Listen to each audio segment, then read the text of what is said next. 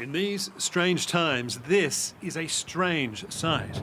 People just hanging out in bars and cafes, enjoying the sunny Easter weekend with friends and family. The coronavirus hasn't skipped Sweden. They're just dealing with it very differently. No forced closures, no lockdown. Some, including President Trump, think the country is betting everything on that controversial theory, herd immunity, deliberately allowing the disease to move through the population so younger people with antibodies surround and protect the elderly and more vulnerable. Sweden did that. The herd, they call it the herd.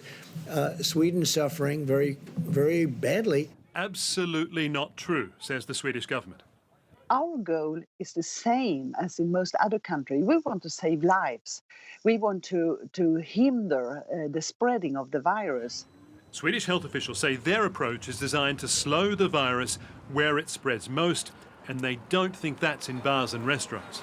Not convinced that lockdowns and these kind of things work very well. Anders Tegnell, Sweden's state epidemiologist, says their strategy's focus is asking everyone to avoid travel, work from home where possible, and isolate if you feel unwell. And he says it's worked, flattening the curve, keeping critical cases within the capacity of the health system. I think one of the strong reasons for why we have been doing what we're doing in Sweden is that we feel that this is very sustainable. We can keep on doing this for months at the end without any real harm to society. But the numbers tell a different story. For a small country, Sweden has suffered a relatively high number of deaths, now at 919.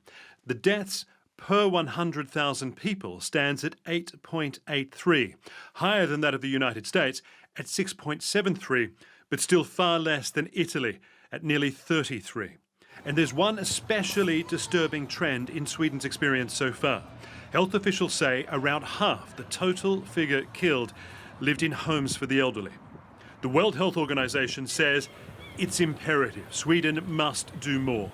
And 2,000 Swedish scientists have signed a petition because they fear current policies will mean many more deaths.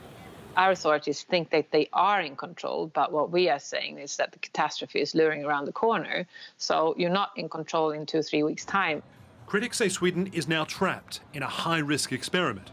Swedish officials believe they've found the right balance.